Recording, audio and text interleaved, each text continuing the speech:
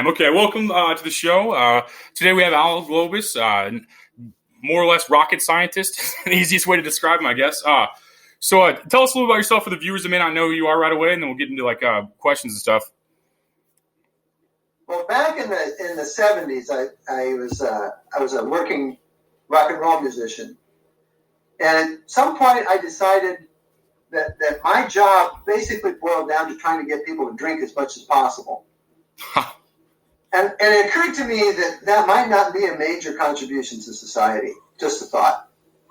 So I decided to go back to school and get a degree in some sort of tech thing. I didn't even care which one. This one didn't take too long, so I didn't want to go to school any more than necessary. I already had enough music classes credit to graduate, and so I went to UC Santa Cruz. It's great education. Became a software guy. And along in there, I had this housemate who did odd jobs and cleaned somebody's garage out. And in it was a huge pile of co-evolutionary quarterlies. This is a magazine put together by Stuart Brandt, who did the whole Earth catalog. And in there was an issue devoted entirely to Jerry O'Neill's vision of space settlements, both pro articles and con articles. And it was just like, blew me away. And I said, this is just great. Okay, I got to do this. And so I was ranting and raving about space colonies in the hallway one day, and this big tall guy tapped me in the corner and asked me if I'd like to go work at NASA. So I said, sure, that sounds great. So I graduated, went and interviewed, got the job. My first day at work, I had $17 in my pocket. I had to borrow money to have enough gas to get to work before the first paycheck showed up.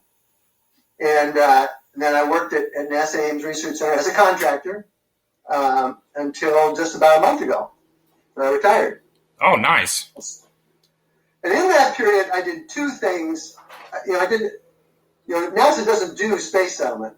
It didn't in the past, and it doesn't really now. But I managed to get a few things in, designed a couple of space settlements. But I didn't really get a whole lot done until the 90s. I did a teleoperation on the moon thing, so you could drive rovers around the moon with 3D graphics of the day, which was pretty primitive. And did some experiments that showed that with a 3-second delay, it slowed people down, but they could do the job. Took a little longer. And then I designed a space settlement called Lewis 1, which is a large cylinder and had interior decks to give you more living area. So I thought that was pretty good.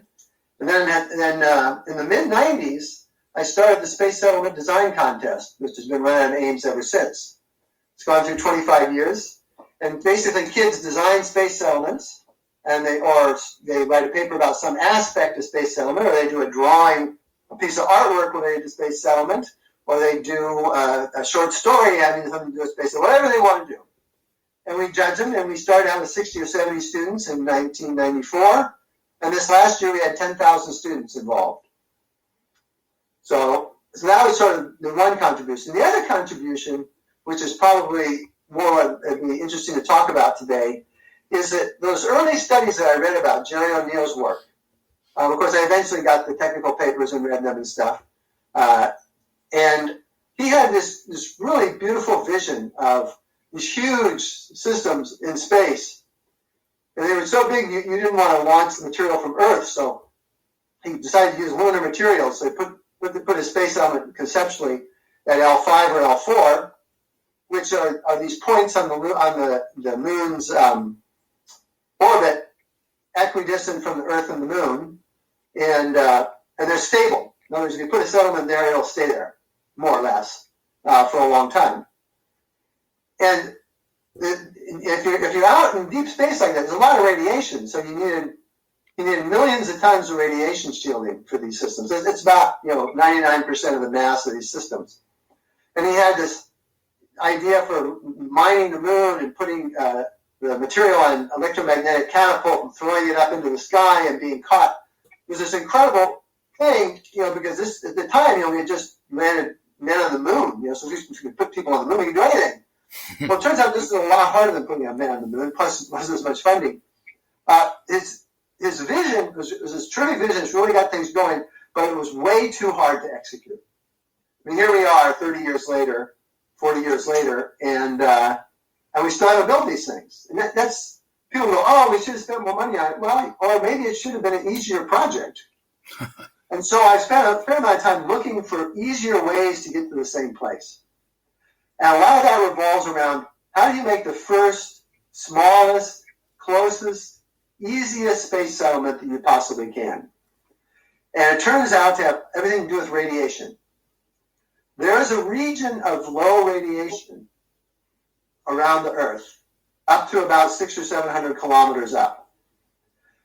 And the trick is you have to stay directly or very close to the equator. You can't go more than 5 degrees inclination. But if you stay close to the equator and you aren't too high, below about 500 or 600 kilometers, the radiation levels are really quite benign by space standards. According to the criteria we chose for what was acceptable, which is 20 millisieverts per year, for those of you familiar with radiation lingo, at 500 kilometers, in a bad year, we've done calculations that indicate that you don't need any radiation shielding at all. None. Huh. And that eliminates 99% of the mass of these systems. Plus, instead of being at lunar distances, 382,000 kilometers, we're 500 kilometers up, maybe 350 miles. Right?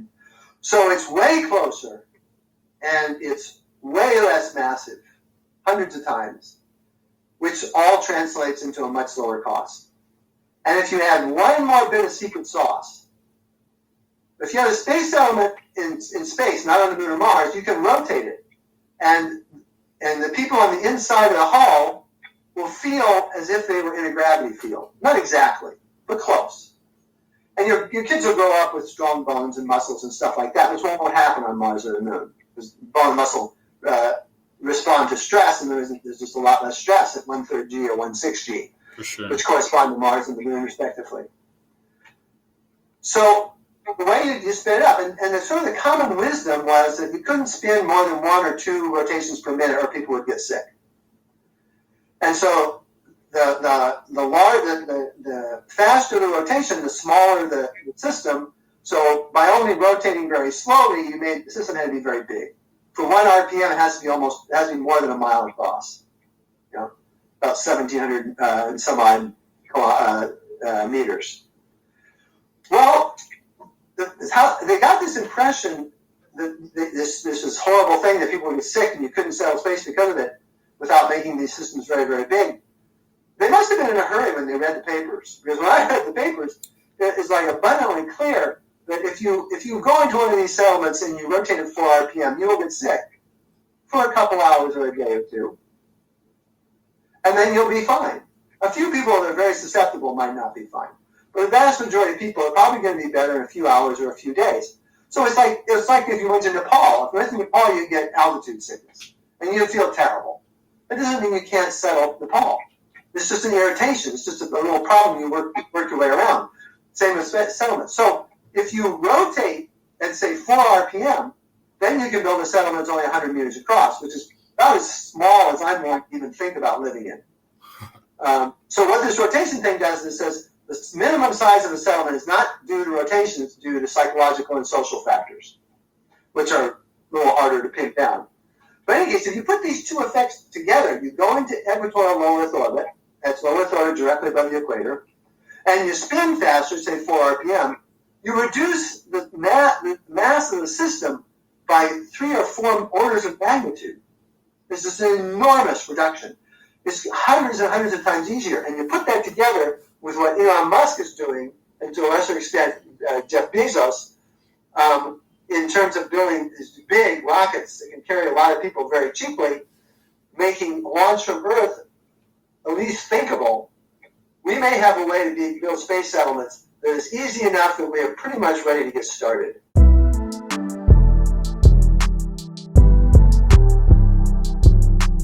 Ooh, big head on the beat.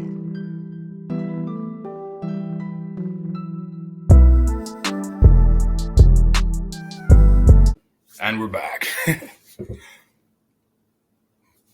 Excellent, man. So basically, that's awesome. Like so far, like have you thought about like building inside, like under, like in caverns of the moon potentially too, like to avoid the radiation aspect? Well, I'm a big fan of free space settlement. I like orbital settlements. They're you can get 1G in them, so you can raise your kids without worrying about them being so weak they can't ever visit Earth. Yeah, that's super important. I didn't think about that aspect. That's awesome. And the growth potential is much larger with free space settlements. If you take the asteroids and you tear them apart and turn them into free space settlements, you get at least, probably more, 1,000 times the surface area of the Earth in living space. If you look at the energy available in this solar system, the amount of energy is available to free space settlements is on the order of 2 billion times the energy budget of Earth. And a similar factor for Mars and the Moon, only a bit larger because they're smaller. So the total amount of resources available in the solar system, if you're in free space, is just completely swamps the Moon and Mars. It's way, way, way more. Okay, and if you think think a lot longer. Imagine you lived in one of these things for 50 generations. Okay, and they got bigger and better and more luxurious and more wonderful and all that stuff the whole time. So 50 generations you've been living inside of a gigantic spacecraft. Well, is it really big of a deal if you happen to be close to Sol or not? Why couldn't you be on your way to Alpha Proxima? It's the closest star. I mean, you're going with, you don't have to go like on this epic journey with the square jawed, holding the flag. You just live your life. And of course, you have to develop a propulsion system in the next 10,000 years. You can do it. But you just live your life. You got your family, you got your friends. You probably go in a group of settlements. So if something happens to one of them, you can evacuate and move to the other. It's you just have a normal life, and you get to Alpha Proxima, and then you don't need a habitable planet.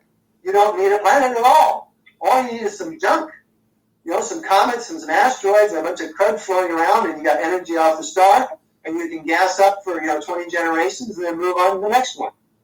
So the potential growth with free space settlements is just absolutely enormous, and makes the Moon and the Mars, as interesting and exciting as they are, really a small change. That's interesting. I've never thought of that aspect of not terraforming a planet to take it over, more or less using other that's an interesting aspect actually. Did I read correctly too? You built a rocket for $50,000 and went to space? No, I don't know where that came from. Oh, I thought I read that on your. Okay, I thought I read that when I was researching your name. Okay, I was like, that's way cheaper than I've heard. No, I have worked on rockets. Software systems for the X-37, but it's not really been a very big part of my career, which is unfortunate. Just the opportunities I was able to come up with didn't include doing a whole lot of rocketry. That's awesome. How far do you think we are away from just more or less colonizing space? Well, I think that if we follow the plan that I talk about in my book, Tom Murata in my book, and in the papers on this topic, I think being optimistic, we're talking 25, 30, 40 years out before you build the first space settlement. And here's the way you get there. What you don't do is just go out to build a space settlement, although we actually could, or almost could, if the BFR works. But rather, notice that there appears to be a substantial market for tourism in space if you get the price down and you don't blow too many people up. Now, it also turns out that if Iran Span is building a space hotel, and they've got some money, and they're doing designs, and they're planning to launch fairly soon. We'll see. I have no idea if they're going to succeed. But suppose they did succeed, because it could happen. Or if they don't succeed, somebody likes them succeed. Well, if you've got one successful hotel, well, maybe you ought to have two. Maybe you don't want one. How about the Radisson group? Maybe the Holiday Inn would like to build a budget space hotel. I don't know. So in any case, people start building space hotels. The space hotels are going to get bigger and bigger because it's more fun to be in a big hotel than a little hotel. And the population is going to grow. And here's the thing is, almost all the problems, not quite, but almost all the problems you have to solve for settlement, you have to solve for a successful hotel. Definitely. You need a life support system. The hotel can probably afford to launch more food and stuff, but you need a life support system, you need a power system, you need communication, you need thermal system. You need to build a hull that can last a long time and is safe. You need to build interior areas for zero-G play. Most of what you need to do a space settlement, you do for hotels. And once a hotel is the size of a small space settlement, which in my case I think is on over 100 meters across, well, instead of building a whole hotel next time, make it a little stronger so you can rotate faster, solve the couple of problems that aren't solved by hotel development, and bingo, you've got your first space settlement. And it's an incremental path with potentially profit through the hotels, and every step in the way, ideally you're making money or at least not losing too much until you're to the point you can build the first space settlement, and then it's off to the races. That's a great idea. I never thought about the aspect of like hotels like funding everything basically, because they would almost do that just for publicity. I feel like, and then the other ones would rip it off, and like you'd have like 5 or 6 competitors out there probably.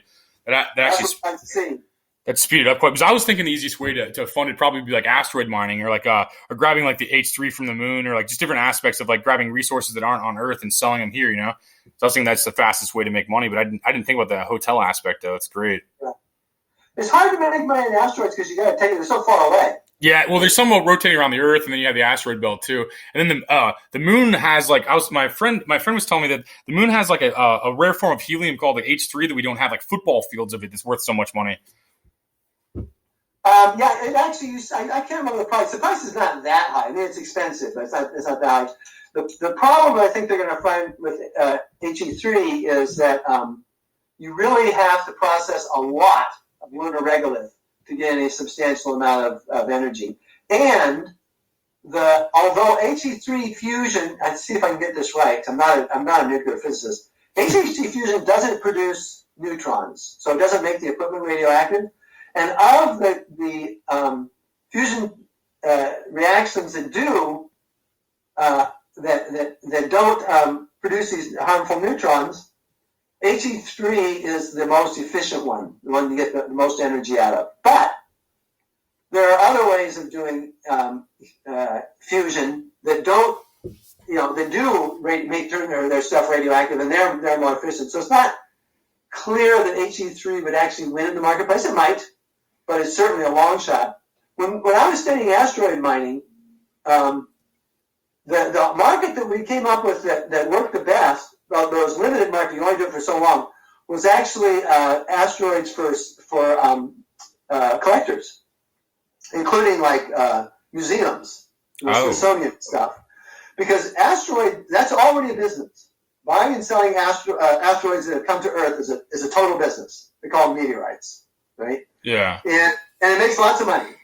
And the thing about it is the thing that makes your piece of asteroid valuable in that market is, one, if it hasn't been exposed to the Earth for very long, so it's kind of pristine, and two, if we know what fall it came from. The fall is one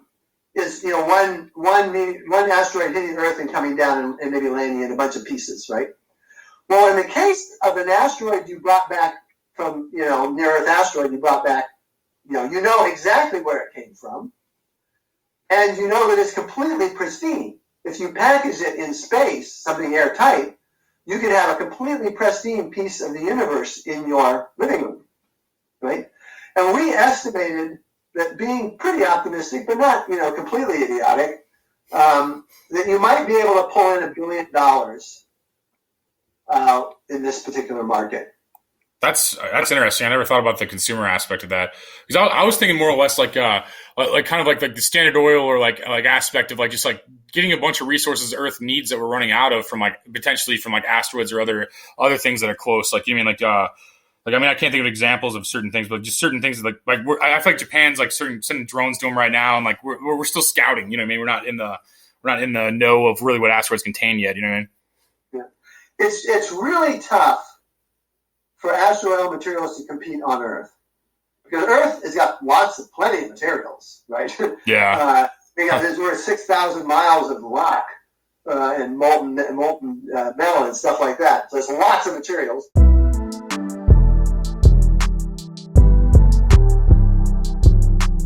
This market, that's a pretty substantial market, 2 million people. And so one can easily imagine coming up with small, perhaps, lunar mines and do some asteroidal mining to supply the helium market. Now, when the time comes to move settlement beyond the Van Allen belts, outside of Earth's protected magnetic field, then you need millions of tons of shielding.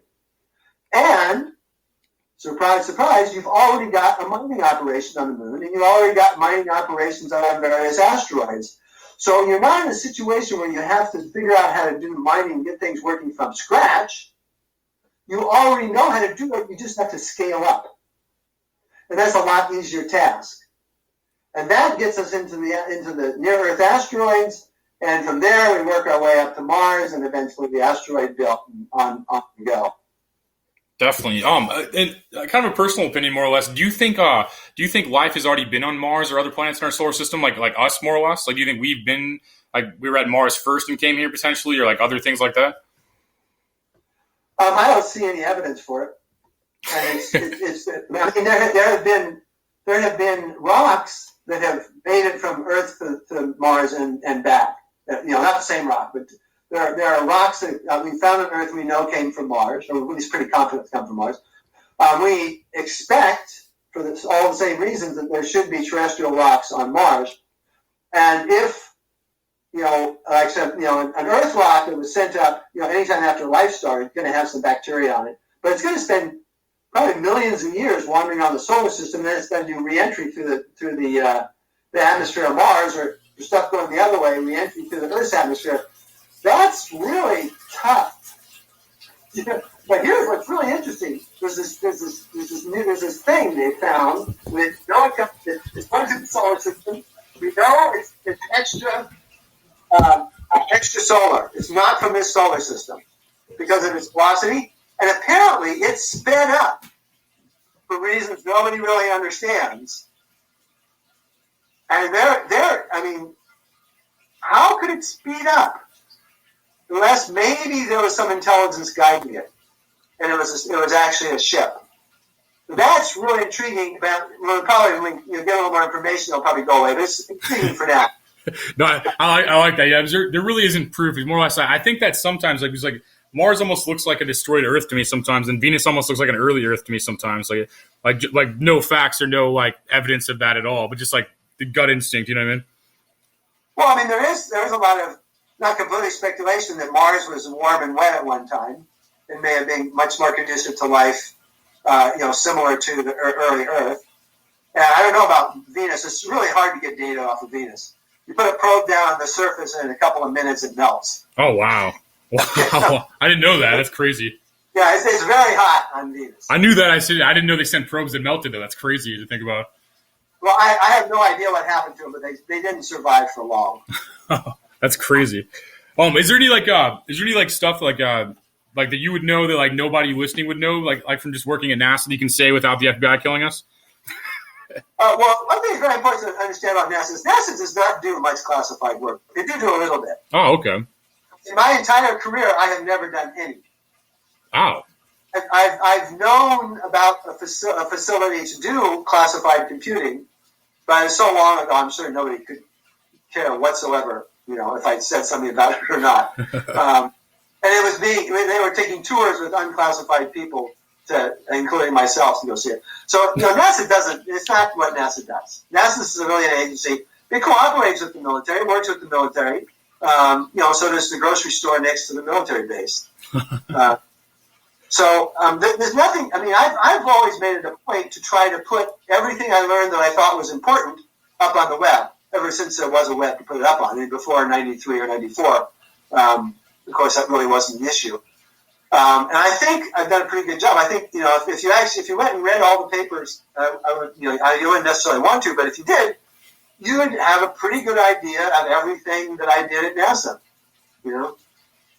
That's awesome. Yeah, I didn't want to ruin it too much. I didn't want to do too much research where I knew everything before I talked to you, but I'll definitely read it after because, like, I kind of like the whole idea of where you're coming from and stuff. And, like, you have a lot of, like, honestly, very cutting edge, like, ideas of colonization, and that's like, I mean, because like you're already thinking past the terraforming, the past like the other aspects where like you have offered an alternative, which I think's like very, very entertaining. You know what I mean? Mm-hmm. So, yeah, I mean, free space settlement. I mean, O'Neill did this. People that even know about it, they'll just fall into this thing of, oh, it has to be the moon or Mars. It has to be the moon or Mars. And right now, it's all about the moon. Everybody's excited about the moon. And about a year or so ago, when the Martian the movie was out, it was all about Mars. And a couple of years before that, it was all about. They're bouncing back and forth. They get really excited about Mars. They get really excited about the moon, and they don't actually make any progress. And in terms of settlement, there's probes that go up there, and there's explorations happening, and they're doing a great job, and it's wonderful and everything. But in terms of settlement, there's not really not that much going on at the moment. And I think the reason is pretty fundamental. If you look at stations, not settlement. Settlement is a place where you go to raise your kids. Station is a place where you go to work, right? yeah. Just that's my definition for the purpose of this talk. If you look at stations, there have been stations in low Earth orbit since the 1970s, since Skylab and Salyut. And right now, there's a station up there. It's about 100 meters across. This is about the size of the hotel I'm proposing in one dimension. The hotel is really three-dimensional, so it's a lot bigger. But there are no stations on the Mars or the Moon. So why is that? I mean, people are probably more interested in putting a station on the Mars and the Moon than they are in putting a station in low Earth orbit. But we have stations in low Earth orbit. Or at least we have one right now. Chinese have one up there too. I think it's still up there. Might have come down. So why would that be? Well, I think it's very simple. Low Earth orbit is close, and the Moon and Mars are far. Yeah, I think you're working out of like logic, and everybody else is working out of like the Hollywood perception of space. I mean, it's like the Moon and Mars are just like sexy to Hollywood. You know what I mean? Where like they kind of like make it seem like that low Earth orbit is actually very like it's actually smart. I don't think a lot of people have actually thought about that. You know what I mean? There is one movie, that one with the woman from the Fast and Furious things. There was one movie about low Earth orbit where everything got smashed up by comets and confusions. And I can't remember the actress's name, and I know you know it was Michelle Rodriguez, I believe. What? Michelle Rodriguez? No. There's a kind of a girl next door kind of character that she looks at. Crap, what's her name? Clooney was in it, in a sort of a supporting role. I can't remember. Anyways, it was about these people. They were astronauts working on the Hubble and the shuttle, and they got hit by a bunch of debris, and everybody got killed except her. And she went through various adventures and eventually got home and almost drowned. But in any case, it was about low Earth orbit. But of course, it was about low Earth orbit. Everything really going wrong, and it wasn't about settlement. There have been a few little things about settlement. In Interstellar, near the end, there's a baseball game in an O'Neill cylinder, and they hit the guy. The batter hits the ball and he pops it up, but because he's in a cylinder, he pops it up. It actually goes and breaks a window, 180 degrees away from them and things, so it doesn't ever come down.